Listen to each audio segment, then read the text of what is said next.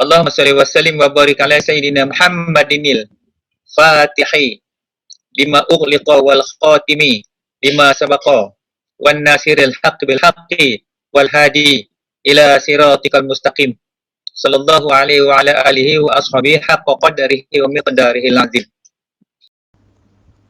Bismillah, Masya Allah, Allahu Akbar. Alhamdulillah Rabbil Alamin. Wassalatu wassalamu ala asyrafil anbiya'i wal mursalin wa ala alihi wa sahbihi ajma'in. Allahumma salli ala Sayyidina Muhammadin abdika wa rasulika nabiyil ummi wa ala alihi wa sahbihi barik. Amma ba'd. Alhamdulillah. Syukur kepada Allah Subhanahu wa taala. Pada malam ini kita ke tajuk yang baru. Semalam kita dah selesai dengan tajuk mabadi bagi ilmu tasawuf. Jadi saya harap para peminat kuliah bersiri musim Covid ni dapat mengikuti tentang ilmu, tentang mazhab, tentang para ulama-ulama yang sebagai pencetus, sebagai pemula, penyusun tentang adalah agama itu, daripada fiqhnya, tauhidnya dan tasawufnya. Sebelum ni mungkin ramai di antara yang kita di sini mungkin tak perasan benda tu tentang betapa pentingnya ketiga-tiga juzuk ilmu tu, daripada fiqhnya, tauhidnya dan tasawufnya. Sebab perjalanan tu jauh. Perjalanan kita amat sukar. Jadi persiapan tu amat penting. Maka saya rasa saya dapat cover sebahagian sebagai penjelasan bagi siapa yang taat ikut kuliah ni. Saya rasa dah mula nampak. Hari ni pun ramai orang mesej banyak tanya kan. Tanya tentang imam mazhab tu kan, dah mula dah. Sebelum ni tak kenal pun. Tak peduli pun siapa Junaid Al-Baghdadi tu. Tak peduli pun siapa Abu Hasan Asy'ari tu. Kan Imam Syafi'i mungkin popular lah. Tapi yang dua tu kurang. Tambah Junaid tu sangat kurang. Kalau tak dipecahkan ruyung ni, tak dapat sagunya. Jadi kita dah mula dah. Dah mula nak buka pintu-pintu untuk kita masuk ke dalam pintu tu. Sebab di dalam rumah tu terlalu banyak ilmu-ilmuan, terlalu banyak simpanan harta-harta milik Allah. So kita dah mula langkah, kita nak menuju pada tempat yang makrifah kepada Allah Subhanahu Wa Taala. Baik, alhamdulillah. So, jadi sementara kita nak masuk malam ni tajuk tu, saya nak mukadimah sedikitlah tentang Ramadan. Jadi kita malam ni dah hari yang masuk malam yang ke-21.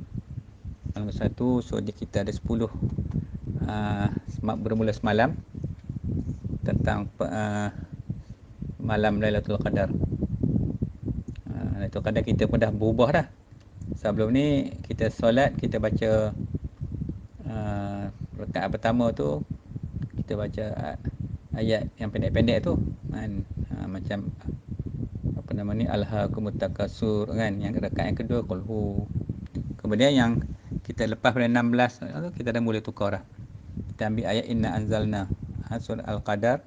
Kemudian rakaat yang kedua tu kita sambung balik daripada alhaakumut takasur turun sampai ke bawah, sampai sampai ke tabat tu.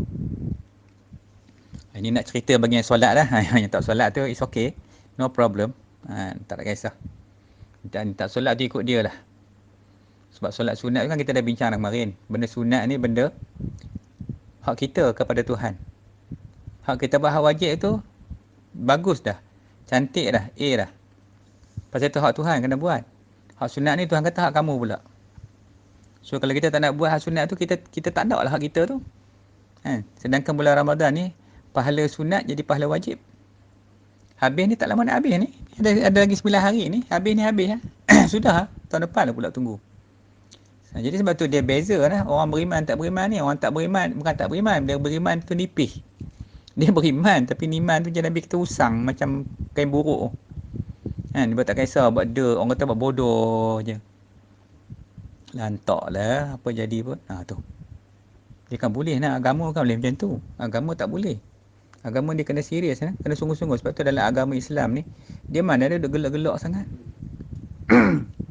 Mana ada songeh-songeh sangat. Dia serius. Kalau kita serius sepanjang hari pun serius. Saya pernah jumpa satu orang ulama, nama dia Wan Muhammad Sarir. Muhammad Sarir ni, dia cucu kepada Syekh Ahmad Fatani. Dia duduk dekat Taman Melawati. Jadi, Taman Melati. Taman Melati ke Melawati, dekat markas PAH lama tu. Jadi dia ni, dia kumpulkan, dia ada khazanah Al-Fataniyah. Dia susun balik kitab-kitab Jawi tu, dia kumpul balik. Dia salin semula. Dan saya adalah banyak kali jumpa dengan dia, sembang dengan dia. Selama saya duduk dengan dia tu, sekali pun saya tak nak tengok dia senyum. Senyum, tengok muka kita senyum, dia tak senyum. Susah dia nak senyum. Tambah nak gelak macam kita tu, ngikik-ngikik ngilai-ngilai tu langsung tak gelak. Dia bila ulama-ulama ahli tasawuf ni, dia dah mula meninggalkan gelak ketawa tu. Sebab gelak ketawa tu daripada jin syaitan ya. Benda jin syaitan ni dia suka lah gelak. Macam Maharaja Lawak lah. Bagi orang gelak. Sebab tu kan, orang tasawuf selalu sebut, barang siapa yang ketawa di dunia, dia akan menangis di akhirat. Dan barang siapa yang menangis di dunia, dia akan ketawa di akhirat. Bagi orang yang beriman, dia pendekatan dia lain, approach dia lain. Bila kita pun insya-Allah, bila kita dah mula mengaji besok, kita dah faham dah ilmu tu, especially ilmu tasawuf tu. Kan kita dah mula beransur-ansur nak pindah dah, nak hijrah daripada benda-benda yang biasa ni yang kita lazim tu, kita nak pindah dah, kita nak keluar dah, kita nak ikut akhlak Nabi. Lepas tu akhlak Nabi, lepas tu dia kena ada azam dalam hati kita nak berakhlak dengan akhlak Muhammad Rasulullah. Walaupun besar zarah, walaupun ujung kuku, kena azam. Kalau tidak, akhlak lain pada akhlak Nabi tak pakai seduit. Satu sen pun tak pakai kalau lain pada akhlak Nabi. Sebab Nabi tu utusan Allah, Allah nak suruh tunjuk kita. Sebab Nabi tu sebagai uswatun hasanah, contoh agung. Contoh terbaik, contoh agung. Maknanya kena ikut contoh Nabi. Kena ada azam dalam hati. Jangan tak ada azam. Aku ingat dak lagi kot nak ikut macam Nabi. Tak boleh cakap macam tu. Bila dia tak ikut Nabi, dia tidak menyaksikan akan kebenaran Nabi. Dia tidak mengisbatkan atas kebenaran Nabi tu. Boleh batal syahadah tu. Tak boleh dengan Nabi bila dia mengucap wa asyhadu anna Muhammadar Rasulullah tu, dia kena ikut dah. Soal banyak sikit, nombor 2. It's a secondary, it's not primary. Primary tu dia nak ikut. Primary tu wajib dia kena niat dulu nak ikutkan Nabi. Nak buat tu technically, kemampuan takat mana is up to you. Itu takat kita. Tapi yang primary, keutamaan, azam nak ikut akhlak Nabi. Itu nombor 1. Bab-bab Nabi ni kita main-main banyak. Bab-bab Nabi ni banyak kita main-main, kita tak sungguh-sungguh. Di akhirat itu nak syafaat kita Nabi. Nak syafaat tu Nabi. Kalau dah dengan Nabi kita tak cara lah ni, tak kisah, tak peduli, macam mana Nabi nak tolong kita di akhirat besok? Itu persoalan yang pertama. So, jadi kita nak kena memahami kedudukan macam itu. Supaya kita jadi jelas. Kalau tidak, jadi huru-hara lah kita. Okey. So, jadi ini yang kita nak kena latih diri kita dulu. Macam mana kita nak melaksanakan amal ibadat. Jadi yang saya duk cerita ni, kita dah kuliah ni sebenarnya nak bawa ke arah situ. Okey, so sebelum kita pergi jauh, malam ni malam yang ke-21. Bagi yang nak solat ni, bagi yang solat tu kita nak cerita lah amal ibadat dia. Apa dia dapat? Allah Ustaz, 20 rakaat pensan Ustaz buat. Aduh, jadi imam pula kat rumah, kau pernah jadi imam? Dulu imam kat masjid, lega, selamat lah. Ni bini kata abang, takkan saya nak jadi imam, abang duduk belakang. Hish, ngarut kan abang ni. Dia kena lelaki-lelaki, perempuan boleh jadi imam dengan lelaki-lelaki. Perempuan dengan perempuan tak apa. Ni lelaki tu dah buat apa? Tunggu kayu. Semua orang tak kerti. Berhabis duit pandai, beli kereta baru pandai, nak naik kereta mahal. Tapi bab jadi imam mampu tak kerti. Sedangkan suami tu imam, wali tu lagi. Suami tu tanggungjawab dia wali. Tanggungjawab dia tu wali. Nikahkan anak lagi. Wali tu wali. Kena jaga, penjaga wali ni. Okey, so jadi tak apalah. Dia kata tak mampu buat. Saya dah duduk telefon, saya kata tak, kalau kamu tak kerti, rakaat pertama kuliah, rakaat kedua qulhu. Jadilah yang penting habiskan 20 tu. Kalau tak boleh yang panjang tu. Paling lama sejam. Ustaz, kalau kita buat 8 juga boleh ke Ustaz? Dah, kamu ni tak kerti-kerti. Ni tak kerti Melayu kata macam ni. Tak kerti Melayu ni. Dah cakap dah 8 tu bukannya tarawih, tu solat malam. Solatul lail. Tarawih ni 20. Tengoklah sahabat tu Nabi kata kan, sahabat aku macam bintang. Barang siapa ikutlah mana-mana, kamu ikutlah mana-mana pun. Omar ke ada berapa puluh ribu, 70,000 lebih sahabat Rasulullah tu. Ikutlah mana satu kata Nabi, nescaya kamu dapat petunjuk. Dah Nabi dah cakap, dah khabar dah. Duk tak reti lagi. Duk cerita dia juga ni, ramai ustaz-ustaz duk datang ceramah tu. Dengarlah ustaz selebriti tu. Tak cari duit ni lain. Dengarlah cakap Tok Guru. Tok Guru kan ada lagi. Jumpa rujuk ke Tok Guru ramai lagi. Tanya ustaz tu juga buat apa? Dia kena beza lah. Ustaz cari makan, nak berniaga, duk cerita, duk cari followers tu. Dengan Tok Guru tu tak sama. Tak sama. Faham tak sama? Benda tak sama tu lain. Macam saya cakap kemarin, nak pergi Mekah jumpa Tok Guru dulu. Kalau jumpa ustaz jadi wakil travel ni, pening kepala dah. Macam mana cerita orang pergi Mekah. Kadang-kadang pergi Mekah tu pun tempat orang Malaysia duduk tu di Arafah tu pun sudah terlepas ke tanah halal dah. Ke tanah haram dah, bukan duduk tanah halal. Saya main pergi tengok tempat tu. Dia tunjuk ustaz nak dia kata tuan nampak tu tempat dia dah lepas ke lain dah. Bila ukur terpaksa kita lari balik ke tanah halal ni. Lepas ke tanah haram dah duduk. Tok Guru dia cakap macam lain. Dia khabar gini. Tu Tok Guru. Kalau tambah ustaz pula wakil travel pula, dah lah tu. Ini masalah dia kalau kita tak faham agama. Okey. So jadi bila kita masuk bulan Ramadan 10 tahun terakhir ni, kena sembanglah bab Lailatul Qadar. Sebab nilai pahala dia 1000 bulan. Pahala yang cukup banyak. Dan kita nak beramal sebulan tak mampu kita. Lalu Allah bagi kat kita malam Lailatul Qadar.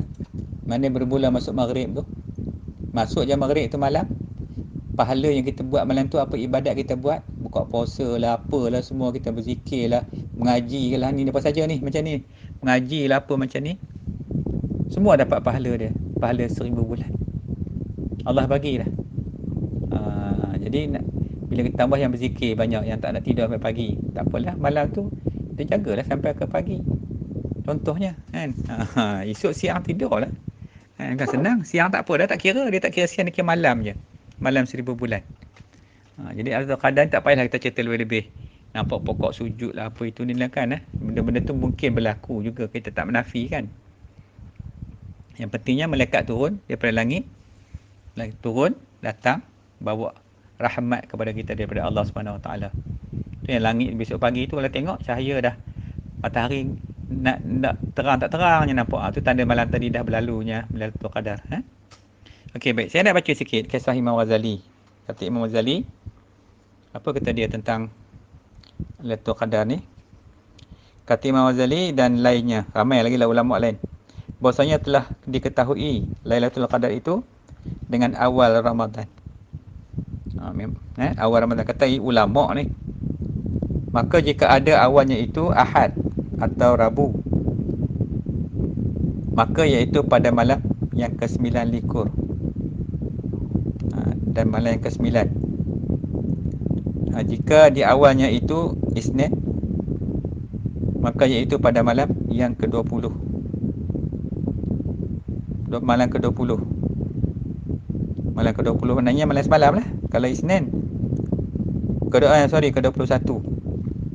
Dan jika di awalnya itu Selasa atau Jumaat, macam Jumaat ni macam puasa ni kali ni, maka iaitu pada malam yang ke-27.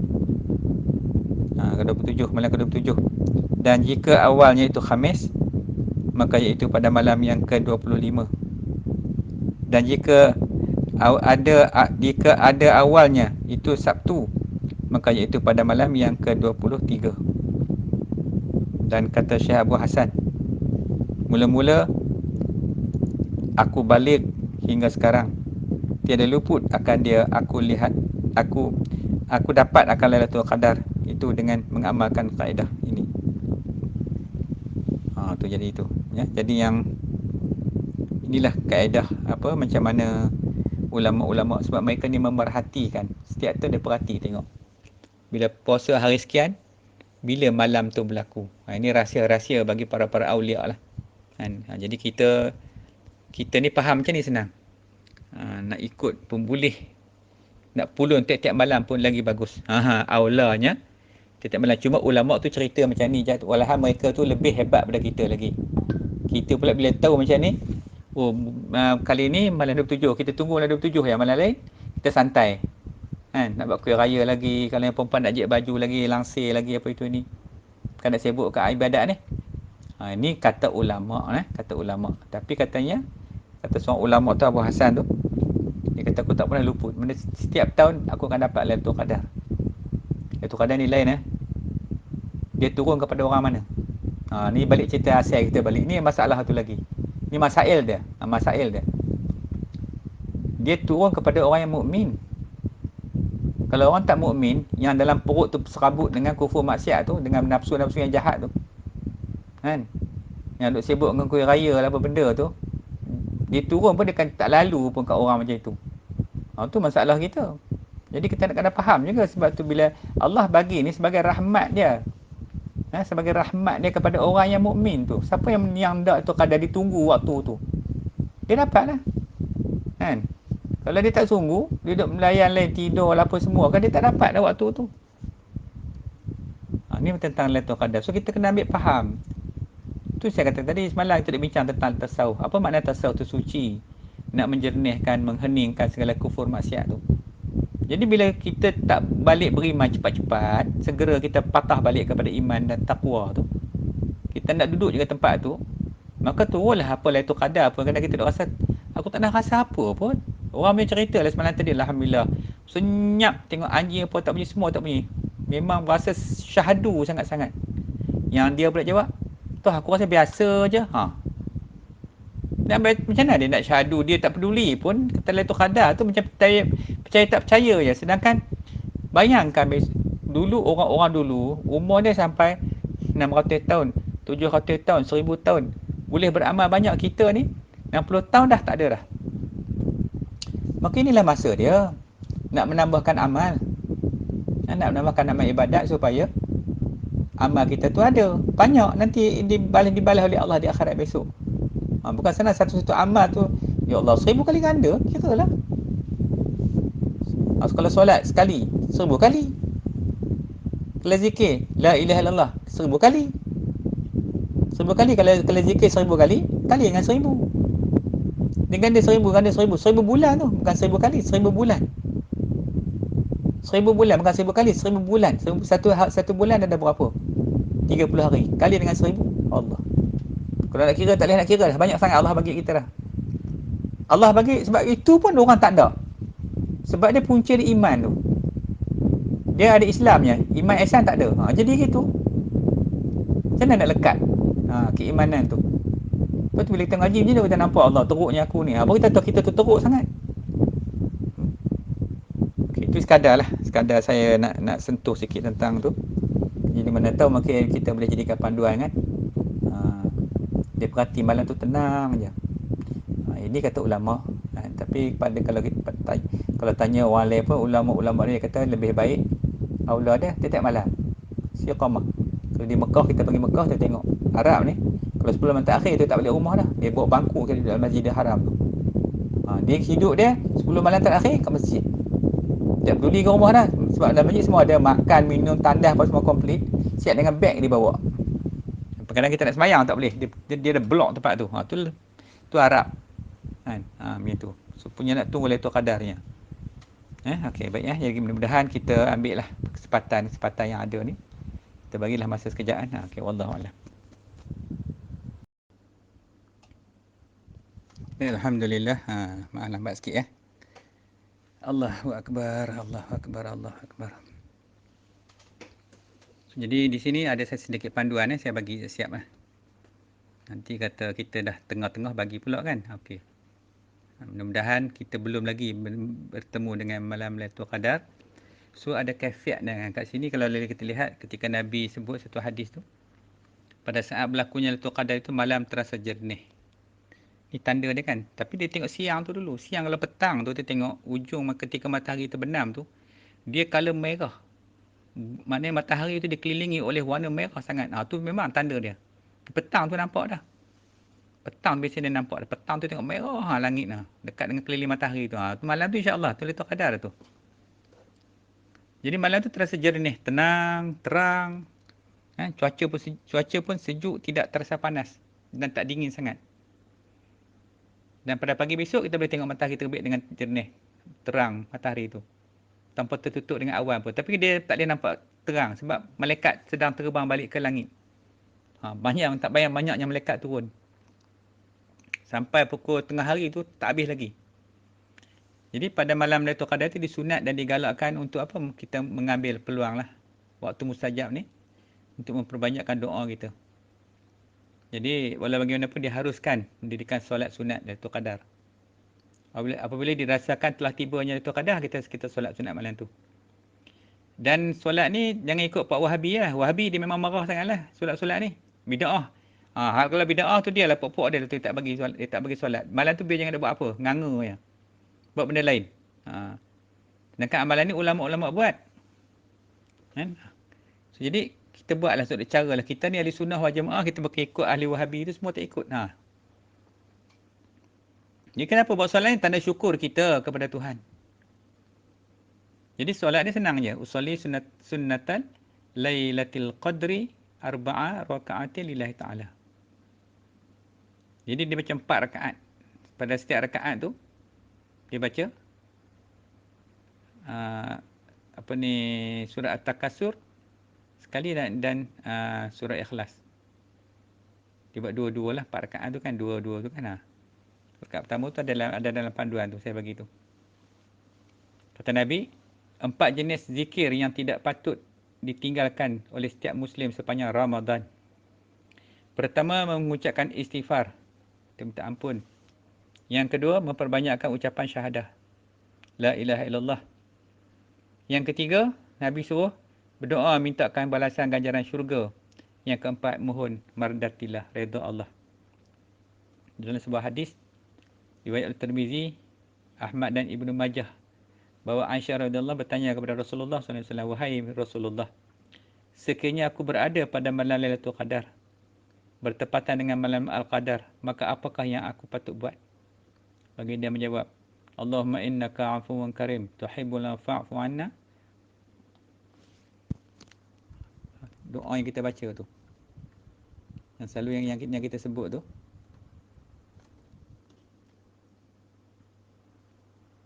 Sekejap saya ni silap tadi.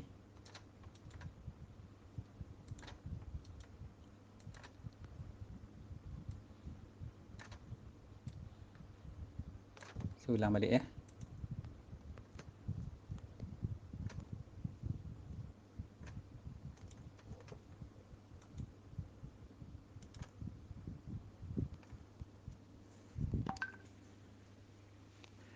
Saya ulang balik ya.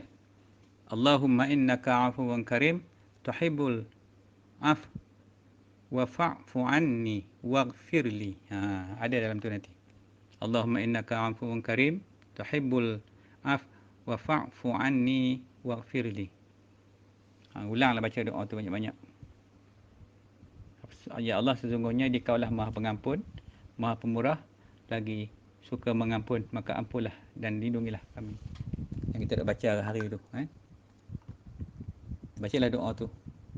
Mudah-mudahan doa ni paling aula. Jadi selepas doa, selepas semayang apa pun kita bacalah banyak. Kalau yang kita dah baca tu panjang lagi kan, tapi memadailah yang pendek ni pun. Kalau boleh baca yang panjang tu, bacalah yang panjang. Okey, lepas baca selepas semayang solat tu, bacalah doa yang ringkas tu ada dalam ni. Nanti kena tengok benda ni.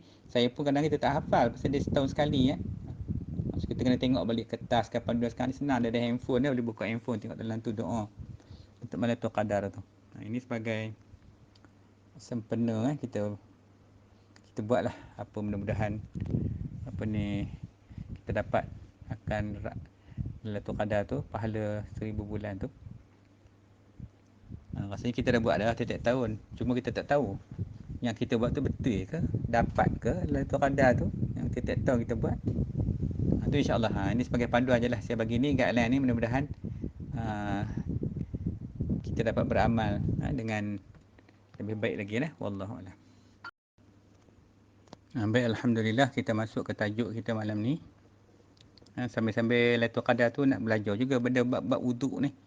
Nak pastikan yang wuduk kita tu betul kan. Baik, jadi tajuk dia wuduk. wuduk ni, apa dia wuduk sebenarnya kita nak belajar ni wuduk? Rasulullah pernah bersabda, apa kata baginda? Kamu semua berwarna putih, bersinar di hari kiamat. Sebab wuduk sempurna. Maka siapa yang mampu, hendaklah panjangkan warna putih dan sinarnya. Wuduk tu. Sebab tu tempat berwuduk yang kita nak ambil wuduk tu, mana tempat yang kena wuduk tu dia akan menyinari.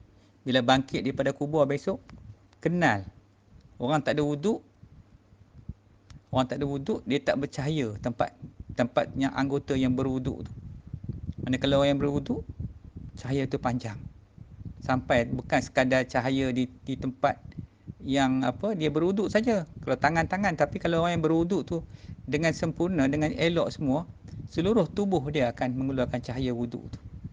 Jadi tanda dia manusia beriman yang di akhirat besok, orang yang solat tu dapat dikenal melalui wuduk tu. Sebab tu wuduk ni kena ambil elok-elok, air tak boleh laju. Kalau kat masjid tu lagi boleh buka sampai 3-4 orang lagi di sebelah dia tu, habis mercik air tu. Punya hebatnya ambil wuduk. Buka pipe. Sepatutnya saya kemarin cadang kat masjid, semua masjid pipe control. Panggil tukang pomen tu, okey, set balik. Air dekat ni boleh buka. Bagi tu orang pelannya, ajar orang jangan habis bazir air. Bazir tu saudara syaitan kata. Nak ambil air, nak ambil wuduk sikit je, tapi setengah baldi dah seorang. Bayangkan, seorang setengah baldi, mau tak tukuk air kat masjid. Sama kat di rumah. Sedangkan ambil wuduk ni sikit je pakai airnya. Okey, jadi makna wuduk ni bukan sekadar nak bersih diri, tetapi lebih sebagai sarana untuk menyucikan dan membilas dosa-dosa kita. Sebab wuduk dia akan menghapuskan dosa. Antara waktu-waktu tu, orang yang berwuduk tu dia melakukan dosa antara contoh Zuhur dengan Asar, sampai masuk Asar kan, ambil wuduk lagi. Dia tutup balik, hapuskan dosa-dosa yang antara Zuhur dengan Asar. Demikian juga Asar dengan Maghrib. Sebab itulah Nabi sebut dalam satu hadis tentang kisah orang yang macam diumpamakan orang berwuduk ni macam orang yang mandi sehari 5 kali dalam sungai. Bersih orang tu. Jadi wuduk ni sifat dia apa? Menghilangkan hadas jasmani dan rohani. Jadi terangkatlah hadas tu yang terbeban ke atas seorang tu. Wuduk juga sebagai wasilah untuk seorang tu berhubung dengan Allah. Sebab orang tak ada wuduk, dia nak solat macam mana tak boleh. Tu kelebihan wuduk kan. Jadi kita nak pergi malam ni wuduk yang lebih komprehensif. Wuduk dalam erti kata wuduk yang mendekati, kita combinekan wuduk dengan fiqh dengan tasawuf tu. Kalau kita ambil fiqh saja, kita baca sekejap ya habis. Baca je dah habis ni syarat-syarat gini. Tapi yang kita nak bincang ni tentang wuduk tasawuf tu. Macam mana nak pastikan dosa tu terangkat dengan sebabkan kita berwuduk tu. Jadi salah satu cara nak menghilangkan hadas adalah dengan wuduk. Ini hadas kecil. Hadas besar tak boleh. Hadas besar kena mandi junub. Kena ingat hadas besar apa? Keluar manis tubuh, suami isteri, kemudian haid, nifas, tu kena mandi, kena junub. Jadi wuduk ni biasa kita lakukan sebelum apa? Sebelum buat ibadat, solat, baca Quran dan semua tu, kita berwuduk dulu. Seperti yang contoh kita tengok macam yang kita buat selalu tu lah. Sebab tu kita tengok apa yang Tuhan sebut dalam Quran. Kita tengok dulu dalil dia. Apa yang Tuhan sebut dalam Quran tu. Yang di mafhum dia tu. Wahai orang yang beriman, apabila kamu hendak melaksanakan solat, maka basuhlah wajahmu dan tanganmu sampai ke siku, dan usaplah kepalamu dan basuh kedua kakimu sampai ke kedua mata kaki. Jadi itu disebut di dalam Al-Quran. Perintah supaya kita berwuduk, maknanya mensucikan. Lepas tu kita kena faham konsep wuduk yang sebenarnya. Macam mana konsep wuduk tu. Jadi benda-benda macam ni kita buat hari-hari, kita dah jelas. Malam ni saya nak cerita sikit lagi tentang bagaimana kisah para orang-orang alim ulama, para orang sufi yang maka di mana mereka memelihara wuduk. Sebab wuduk ni kita kena jaga dia. Dia ni satu sifat yang bila kita ambil dia, kita pakai kat tubuh badan kita tu, dia jadi lain lah. Sebab tu muka orang yang berwuduk berseri-seri, Kita tengok muka tu kita dah tenang. Kita dah masalah serabut. Macam-macam masalah dunia kita ni. Kita pergi jumpa orang tu tengok-tengok. Tengok dia. Kan? Sembang dia tengok dia kita dah tenang. Tu kelebihan wuduk. Dia jenis nur. Wuduk ni cahaya. Nur. Dia menerangi wajah orang yang berwuduk tu kenal. Sebab tu ini di dunia pun kita terasa dah. Apatah pula di akhirat besok. Sebab tu kelebihan wuduk sangat banyak. Sebab tu wuduk ni kalau boleh lah. Bagi kita orang lelaki ni. Orang perempuan tak apa. Dia kadang-kadang dia period. Tapi perempuan ada pencen tu. Eloklah jaga wuduk. Jangan batal wuduk. Batal pergi ambil. Batal pergi ambil. Kita ikut Nabi. Kita dah azam lah nak ikut Nabi kan. Nak ikut perangai Nabi. Nak ikut akhlak Nabi. So salah satunya Nabi sentiasa dalam keadaan berwuduk. Berwuduk. Nak masak, nak buat kerja. Jaga wuduk. Jangan duk bagi alasan. Jadi bila kita ada wuduk, kita jaga. Tak adalah sentuh tangan orang betina ke. Kan? Nak pergi beli barang ke, jaga. Bayar tol ke apa je dululah. Sekarang tak apa dah. Tentang wuduk. Sebab wuduk ni dia cahaya. Cahaya tu. Lepas tu pula dia menyucikan pula. Kita ni orang yang berwuduk tu macam mana nak sucikan tu. Setiap basuhan kita basuh tu. Bukan takat boleh solat, malah menyucikan dosa-dosa yang ada pada kita tu. Ni sana rengkai-rengkai mana ni lah tu. So, ini tajuk dia yang pertama dulu. Wallahualam. Baik, alhamdulillah. Jadi ada satu kisah lah.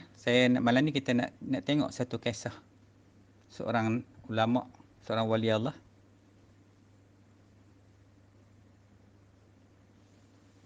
yang bernama Hatim Al-Asham. Dia tak silap saya zaman dia hidup ni zaman Imam Malik. Hatim ni kalau tak silap saya lah. Jadi ulama ni ulama ahli panggil aulia. Jadi satu hari seorang abid yang bernama Isam bin Yusuf. Kisah ni agak masyhur, cuma mungkin ada yang tak dengar lagi. Saya cuba nak kongsi balik lah.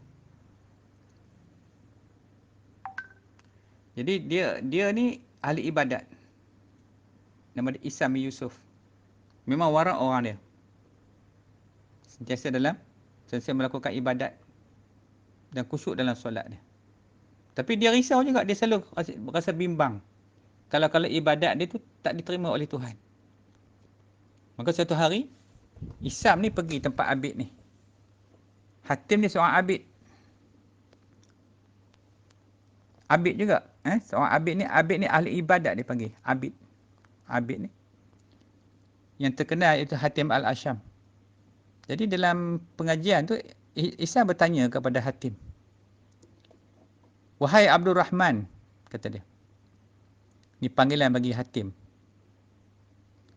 Apabila masuk waktu solat, dia tanya begini. Bagaimanakah cara anda solat? Dia tanya Hatim. Jadi dia mengajar Hatim ni. Dia jawablah. Dia kata begini, apabila masuk waktu solat, kami berwuduk secara zahir dan batin. Jawab Hatim. Jadi bila disebut berwuduk zahir dan batin ni, Isam ni terus bertanya, bagaimana wuduk batin itu? Dia tak tanya wuduk lahir macam ni, dia tanya wuduk batin. Maka jawab balik Hatim, wuduk lahir adalah membasuh semua anggota wuduk dengan air. Kamu basuh, tu dah sah dah wuduk.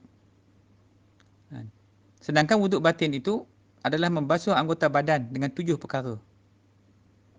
Dia cakap ini. Maksud dia kiasan lah. Maksud membasuh anggota badan tu kiasan dia. Dengan taubat yang pertama sekali.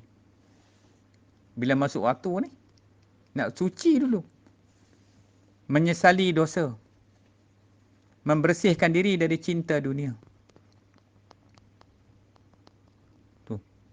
Nak menyesali dosa bukan senang. Kalau tengok Sayyidina Ali. Ketika bila masuk waktu, baginda berwuduk. Berwuduk ni boleh tambah wuduk, tak apa. Maksud dia renew balik wuduk tu. Dia ada wuduk dah. Bila masuk waktu dia pergi ambil wuduk sekali lagi, dia tambah. Yang tu Nabi sebut itu adalah cahaya di atas cahaya. Tu. Nurun 'alan nur. Cahaya di atas cahaya.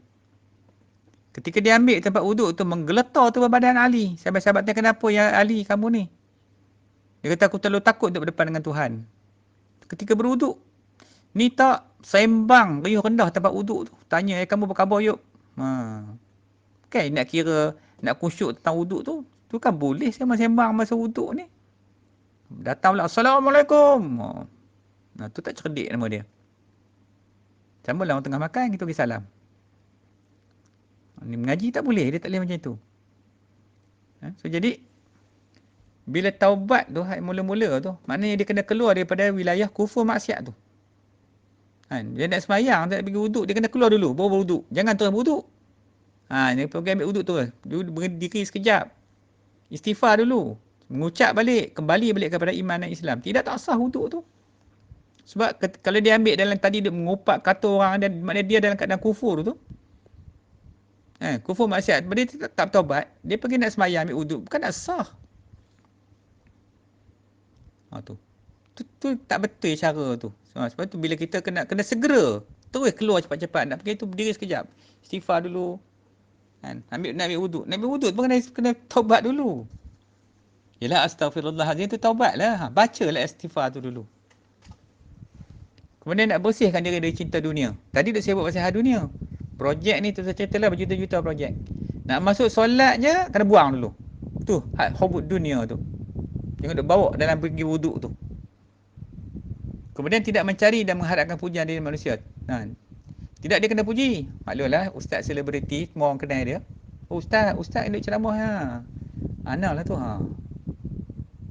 Hak orang dengar tak apalah, hak duk ceramah tu macam mana pula. Nak kena buang dulu. Kemudian meninggalkan sifat megah-megah. Kalau dia orang yang bermegah, harta banyak semua, dia kena tawaduk. Kemudian menjauhi khianat dan menipu. Kena jauh dulu. Serta meninggalkan dengki. Demikianlah dikhabarkan oleh Hatim. Allah, siapa nak buat macam ni? Ada ke orang buat macam ni? Bang, ada ke orang buat macam ni? Kalau tak ada pun, kita kena buat lah. Takkan mana mampu. Bukan paksa. Tuhan pun tahu kita tak mampu. Tapi takkan nak bertaubat pun tak mampu. Nak mengucap sebelum wuduk tu, nak mengucap asyhadu alla ilaha illallah wa asyhadu anna muhammadar rasulullah. Takkan tak mampu. Kena mengucap ke ustaz? Iyalah, tadi tak tahu kamu buat apa. Daripada lepas solat subuh tu nak sampai ke Zuhur tu berapa jam tu, kamu pergi kerja merapu, bercakap bukan-bukan dengan orang itu ni. Tipu orang lah apa semua itu ni. Maka kena taubat balik. Taubatlah. Astaghfirullahalazim. Tu dia ada adab dia kat situ. Bila kita ambil wuduk tu, dia kena mengucap kat mana pun dulu. Takut tadi jatuh dalam dosa-dosa, takut jatuh dalam syirik, jadi orang fasik. Macam-macam lagi kat situ. Ni kata Hatim. Saya nak fokus kat sini sebenarnya. Kalau nak cerita wuduk semua orang dah tahu dah. Cuma kita ada bincang macam mana kita nak duduk tempat wuduk yang batin, maknanya membersihkan serentak dengan menyucikan anggota zahir, serentak membersihkan anggota yang batin. Nanti kita akan sampai peringkat macam mana Imam Ghazali mengajar kita. Setiap kali menyuci tangan tu, basuh anggota wuduk, kita berdoa kepada Tuhan. Sama juga ketika kita mandi mayat bapak kita, mak kita, setiap sendi itu kita doa, setiap sendi kita doa dengan air kita mandi tu. Dia ada lagi amalan-amalan dia tu. Okey, so yang ini yang boleh kita ikut macam contoh teladan daripada oleh Hatim ni. So bagi kita belajar macam mana. Lepas ni nanti kita pun nak buat juga benda macam ni. InsyaAllah. Dia kalau tak latih sampai ketua lah, sampai ke pencen esok, sampai ketua nak mati esok, dia duk perangai itulah. Pergi tempat wuduk sembang. Cuba tengok perangai orang kat masjid ni kadang. Kita ambil sebelah dia. Dia duk tanya kita, "Bang, macam mana? Alhamdulillah. Okey ke sekarang? Bisnes okey?" Kadang kita berniaga, dia tanya kita. Dia tahu kita berniaga. "Okey ke ustaz ni? Bisnes macam sekarang?" La ilaha illallah. Kita ni nak ambil wuduk. Tu sembang. Ngikit gelak tengah ambil wuduk. Basuh muka tangan. Dia tak ada pahala banyak kat situ. Tu ambil wuduk. Wuduk pun bukan senang. Kalau kita tak ngaji, kalau tak mengaji betul-betul ambil wuduk ni, melara lah, hancur lah habis. Memanglah boleh wuduk. Sebab itulah ulama-ulama, ni saya cerita terang lah. Ulama-ulama kadang dia tak sanggup lagi sembahyang tempat-tempat macam tu. Tak kira lah masjid ke apa ke, bukan tak suka. Keadaan masyarakat, jemaah yang buat sembahyang tu kadang-kadang tak tahulah, ni macam-macam masalah lagi. Yang tak kerti, tak kenal masjid pun ada. Tanya, kamu kenal masjid tak? Tahulah masjid tu. Masjid tempat sembahyang. Macam tu ya, lain tak tahu. Masjid ni banyak masalah, masjid banyak masalah. Sebab tu nak kena fahamkan masyarakat tu. Kita lah yang berazam nak jadi pendakwah ni. Yang nak duduk dalam khairat ummah ni. Nak ngajak manusia ta'aruf, Nak mengajak manusia kepada yang ma'ruf, kepada yang nahi mungkar, amar ma'ruf. Nak mencegah kepada yang mungkar, mengajak kepada yang ma'ruf. Kena bagi terang lah. Buat poster ke apa ke, letak kat masjid tu kan. Macam setengah-setengah geng yang tabligh duk dakwah tu. Macam itulah. So, peranan dakwah ni penting dalam kita punya ni. So, jadi kita cuba belajar macam mana yang diceritakan oleh Hatim ni. Baik, wallahualam. Jadi Hatim meneruskan lagi kata-kata dia. Setelah itu katanya, aku pergi ke masjid. Kita Hatim, aku pergi ke masjid. Aku hadapkan muka dan hatiku ke arah kiblat. Aku berdiri dengan penuh rasa malu. Aku bayangkan. Dia bayangkan, dia cerita macam mana. Dia bayangkan Allah ada di hadapanku. Dia bayang. Sebenarnya Allah tak bertempat. Tapi dia bayang Allah sedang melihat dia. Masuk gitu. Allah sedang melihat apa yang dia buat. Allah mengetahui apa yang dia buat. Kemudian, di kiri dia, neraka sebelah kiriku, kata dia. Syurga sebelah kananku. Dan di belakang aku adalah malaikat menunggu. Aku bayangkan pula,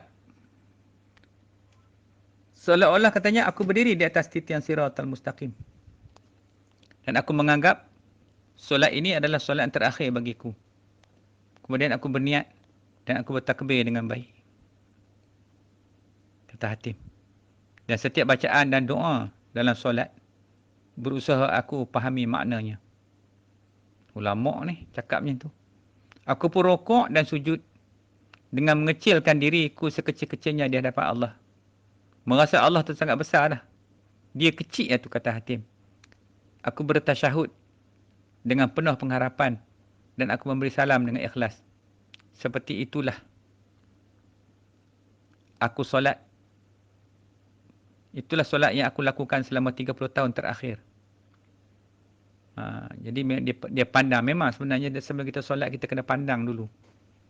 Supaya kita dapat khusyuk dan tawaduk dalam solat tu. Kadang-kadang solat kita ni jadi lara lah. Sebab tu semayang yang kita buat tidak mencegah daripada kemungkaran.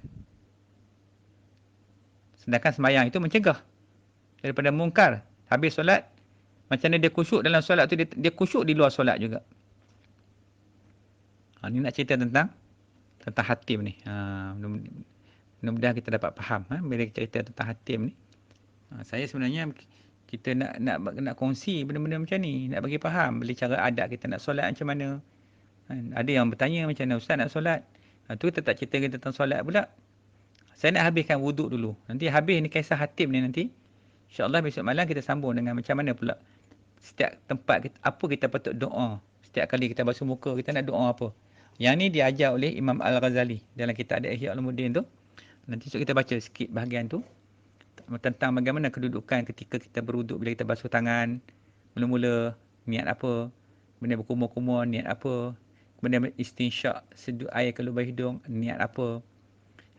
Lepas tu masa kita niat basuh muka tu, apa niat pula lepas tu. Sampai basuh tangan. Basuh tangan, basuh ubun-ubun, basuh telinga, basuh tengkuk. Dan akhir saya basuh kaki. Kita ambil komplit bagi kita faham berwuduk tu. Supaya kita ikut wuduk, kita ambil kaedah fiqh tasawuf. Bukan fiqh saja, nama dia fiqh tasawuf. Itu kita ikut kaedah. Supaya kita dapat jernihkan, bersihkan dosa-dosa batin kita. Kalau selama hari ni, kita sekadar ambil wuduk gitu je. Basuh tangan dah selesai lagi semayang. Sebenarnya kita tak komplimen. Tak komplimen, tak capai kehendak wuduk tu sendiri. Sedangkan wuduk tu membersihkan, menyucikan kita daripada hadas kecil, hadas zahir dan hadas batin. Jangan nampak zahir je nah. Batin tu pun di situ sekali. Jadi nak kena faham. So maka bila kita faham, kita tak nak cakap dah nanti. Kita tahu dah bila basuh tangan apa kita nak niat. Lepas tu macam mana kita, besok malam saya cerita macam mana niat pula nak jaga niat. Sebab niat daripada satu rukun ke satu rukun kena hati-hati. Kalau terlupa niat pergi sembang, terputus niat maka tak sah wuduk tu. Dia niat berwuduk, dia sembang. Jadi masa dia sembang terputus dah niat. Ataupun dia jawab salam. Daripada basuh muka nak pindah ke tangan tu pula. Nanti semalam kita bincang. Macam mana niat yang boleh terputus tu. Yang boleh menyebabkan tak sah wuduk tu. Dia kalau tak ngaji tasawuf, dia tak jumpa lah benda-benda macam ni. Fiqh ada ajar dah, fiqh pun ada. Cuma kita pergi tasawuf lebih nak fokus ke situ. Kan? Sebenarnya dalam fiqh ni ada lengkap dah pun. Tapi yang kita nak bincang malam ni tentang wuduk, zahir, batin tu. Macam mana nak buat tu. Baik, kita sikit-sikit dah malam ni dah lewat dah. Wallahualam. Baik, Alhamdulillah. Saya rasa slide ni yang dah last malam ni. Sebab tak nak ganggu nanti ada yang nak bersolat lagi malam ni. Tapi tak apa, kuliah ni kalau tak nak dengar pun tak ada kisah, esok pun boleh lagi. Cuba kita ambil sempena berkat waktu malam ni, malam Ramadan ni. Kita nak kongsi tentang wuduk. Sebab tu wuduk tu kalau kita mengaji, kita tengok, ya Allah, wuduk pun macam ni. Punya banyaknya huraian tafsiran dia satu-satu. Memang dalam mengaji macam tu. Kalau kita dah faham yang wuduk biasa tu, macam itu je lah kita boleh buat. Sedangkan dia punya maksud wuduk tu lebih lagi pada situ. Sebab dia jenis nur kan. Bila kita ambil dia tu sifat dia. Lekat kat kita je. Dia suci dosa kita. So jadi apa hikmah kalau kita lihat? Hikmah berwuduk secara zahir dan batin. Jadi wuduk dan penghapusan dosa. Jadi jangan kita remehkan wuduk. Inilah pesan yang kita tengok yang tersirat disampaikan oleh Hatim Al-Asyam tadi. Jelas tak? Jelas tak? Kita tengok macam mana dia cerita tentang wuduk tu. Tu ulama tu. Jadi mengapa solat dan wuduk ni adalah satu kesatuan? Bagaikan tak boleh dipisahkan dah. Umpama kata lagu dan irama. Jadi solat hanya berkualiti bila wuduknya berkualiti. Oh, macam tu. Ya. Wuduk ni ada kelas. Yang A premium, A, B, C. Tak pakai langsung. E mungkin Z kot. Wuduk tu tak sah. Putih niat dah, nak sah macam mana? Asyik berlabur je. Asyik ambil wuduk je, kalau ada gang, ya rendah. Kira pasal wuduk, tu jadi tok imam pula tu. Tadi niat dah putih, tak batal dah wuduk tu, jadi tok imam. Makmum ni ikut kat mana? Tu kerana kita takut sembahyang orang macam ni. Memang risau sebenarnya. Kita lagi mengaji, lagi takut kita nak ikut orang sembarangan kalau tak kenal dia. Kita tak tahu dia macam mana. Kemudian tidak sah lah. Tidak diterima solat bila tidak didahului dengan wuduk. Wuduk ni kena dulu kan. Kalau wuduk kena dahulukan baru sah solat. Kalau wuduk tak sah pun tak sah juga solat. Macam mana kita nak memastikan wuduk kita tu yang terbaik? Bila ambil wuduk tu kena hati-hati. Kalau dalam tandas lagi susah. Merecik air lah kat bawah tu. Allah, macam-macam masalah kita ni. Kan? Jadi kita tak perhati benda tu. Kita ambil mudah. Bab berwuduk ni. So kemudian meringan-ringankan wuduk sama artinya dengan melalaikan solat. Orang yang ambil mudah tentang wuduk. Kan? Mudah sangat dia ambil wuduk. Siapa-siapa dah siap. Memang wuduk macam tu. Tapi dia tak boleh laju sangat. Dia sambil wuduk tu dia kena dalam hati tu nak doa tu. Dia nak doa tu. Kemudian beberapa kali dia nak basuh. Itu besok malam kita belajar. Sampai had mana nak ambil wuduk. Mana nak, itu kita bincang lain.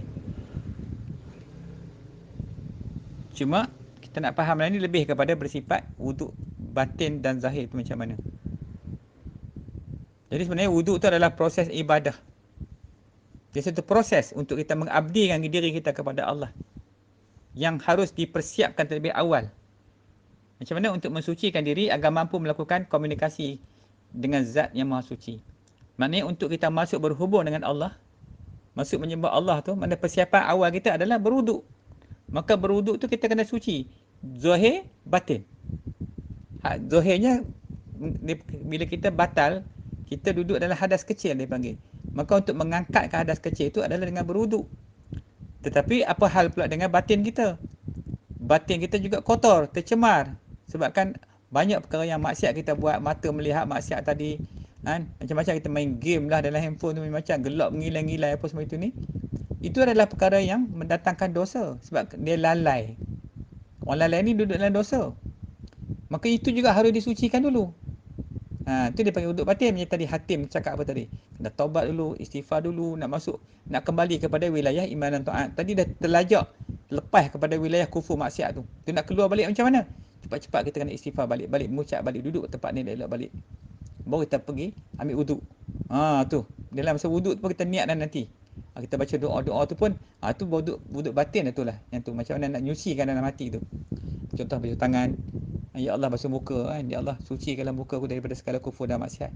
Contoh, sucikan muka. Lepas tu ya Allah kurniakan iman Islam dan ihsan. Ya Allah kurniakan nur, cahaya pada wajahku ya Allah.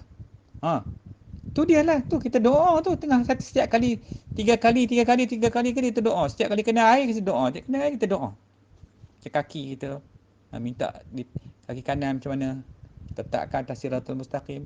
Kalau basuh kaki kiri minta pelihara daripada gelincir di siratul mustaqim. Semua tu doa. Jadi kita beribadat, nak beribadat ni kena faham betul-betul konsep dia tu, kaifiat dia tu. Jadi kerana itu menyempurnakan wuduk adalah sebuah keutamaan sekaligus keharusan. Kena panggil sempurna wuduk tu. Masa itulah syaitan datang. Elok nak ambil basuh tangan kat muka, syaitan kata, bang, tak boleh pakai dah the first round tu. Ambil lagi yang kedua, ambil lagi yang ketiga. Ada kes saya tengok satu orang, hamba Allah datang kat Kelang situ. Dia ambil wuduk, dia kata dia ni was-was teruk lah ustaz. Masa dia berwuduk saya tengok tu kan jenuh tunggu. Saya ingat dekat, sebab orang ramai dia malu juga. Maka benda tu 2 minit habis, 3 minit, 2 minit habis dah kot. Wuduk tak habis, 5 minit tak habis lagi. Ulang benda yang sama. Tu satu penyakit. Tu bisikan syaitan tu, was-was tu. Cukup kuat. Siapa ni nama syaitan dia? Nama apa mari saya sebut? Walhan. Lepas tu pula apa kata kitab hikam? Ibnu Athaillah dan kitab hikam. Apabila seseorang itu ke tempat berwuduk katanya, ketika dia ingin mengambil wuduk, maka datanglah syaitan menghurung dia seperti mana lebah menghurung sarang lebah tu. Bukan seekor ketika kita berwuduk.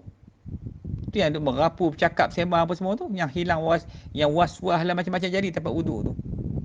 Dia nak gagal kita starting point kat mana? Starting point kita nak beribadat, wuduk. Dalam tandas dulu dia kacau kita. Lepas tu banyak dia tanya orang duk cengap, macam mana nak buat ni? Was-was ni. Kita pergi kolam masjid ambil wuduk asal lega sikit. Sebab bukan tandas. Yang masalah dalam tandas ada jamban tu.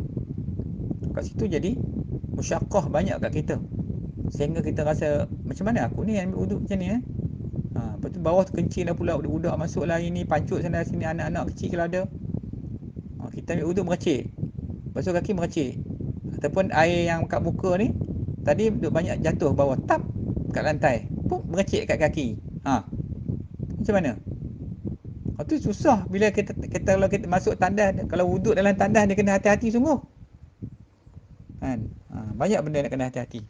Okey, baik. Jadi ketika seseorang berwuduk, kemudian membaguskan wuduknya dan mengerjakan solat 2 rakaat. Itu yang pergi solat wuduk nama dia. Solat sunatul wuduk kan rakaatan ni lillahi ta'ala. Saja kau solat sunat wuduk 2 rakaat kerana Allah. Di mana ia tidak berbicara dengan dirinya dalam berwuduk. Tengah-tengah wuduk tu dia tak sembang lah, dia tak cakap macam-macam lah. Itu dia ingat khayal. Dia duk khayal tu pun cakap juga. Dan solatnya tentang hal duniawi. Dia tak cakap semua tu, nescaya. Maknanya selepas dia solat, dia ambil wuduk, dia pergi solat 2 rakaat. Dia solat 2 rakaat. Maka apa kata Nabi di sini? Yang hadis ni, keluarlah dari segala dosanya seperti hari ia dilahirkan oleh ibunya, masya-Allah. Jadi setiap kali kita berwuduk dengan cara yang tertib, bersopan, beradab, maka setiap kali itulah kita keluar. Tadi berdosa masa waktu Zuhur, nak tunggu ke Asar, macam-macam dia buat. Masuk waktu Asar pergi wuduk lagi. Wuduk tu cantiklah, dia jaga sungguh. Maka keluar lagi dosa dia.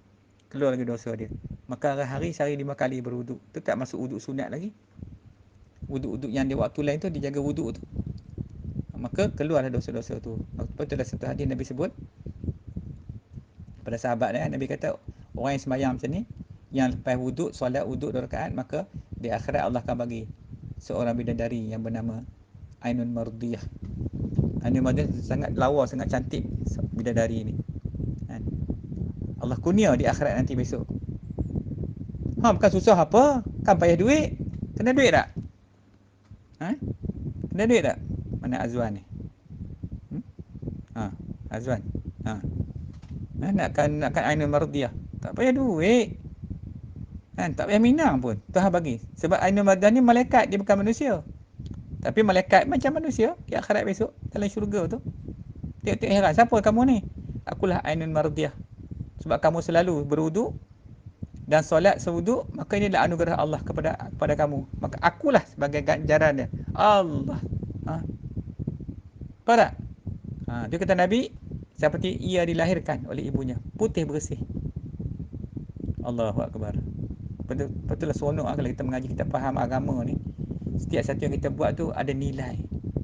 Bila kita reti. Kan? Bila kita tak tahu, bercempera habis. Kan? Amal macam mana pergi kita tak tahu. Dan sebab itulah kita mengaji, walaupun mengaji rengkan-rengkan macam ni pun saya rasa ada manfaat dia. Sikit sebanyak dia mungkin dapat memberi kesan kepada jiwa kita kan, nak mengubah, nak hijrah daripada nak merapu dalam kehidupan kita tu. Bila kita start jaga wuduk akan pelihara kita daripada cacau ni, daripada jadi lara, jadi raplah. Dengan sebab wuduk tu, kelebihan wuduk. Sebab tu kalau orang jaga wuduk, dia akan, bila dia ambil wuduk, dia rasa lain lah. Muka tu gelap, pergi ambil wuduk, lepas ambil wuduk tengok cermin muka macam mana. Tadi sebelum berwuduk, duduk dah 3 jam, duduk dalam hadas. Duduk dalam hadas 3 jam, pergi ambil wuduk. Lepas wuduk tengok muka dia lain dalam cermin. Kenapa? Itulah cahaya wuduk. Malam nak tidur pun wuduk lagi. Oh tidak, jangan tidur sebelum wuduk. Dia sibuk lain kentut ni. Tak boleh ustaz, dia tak tahan kentut. Makan ke darah banyak sangat. Makan ni macam datang kentut.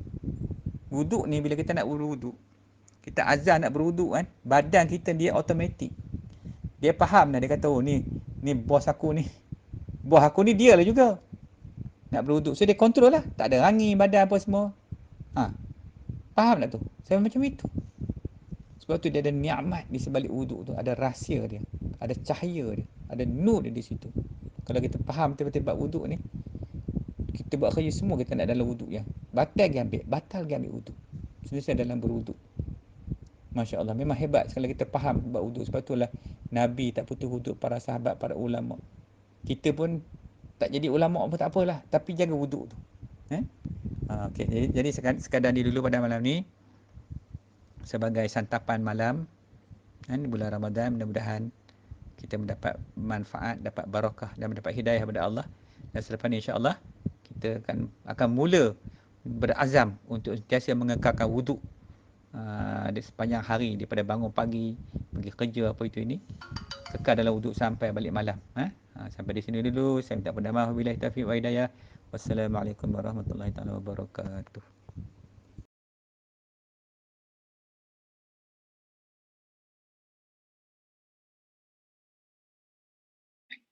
Allahumma salli wa sallim wa barik ala sayyidina Muhammadinil Fatihi lima ughliqa wal khatimi lima sabaqa wan nasiril haqqi bil haqqi wal hadi ila siratikal mustaqim sallallahu alaihi wa ala alihi wa ashabihi haqqa qadarihi wa miqdarihi al-azim.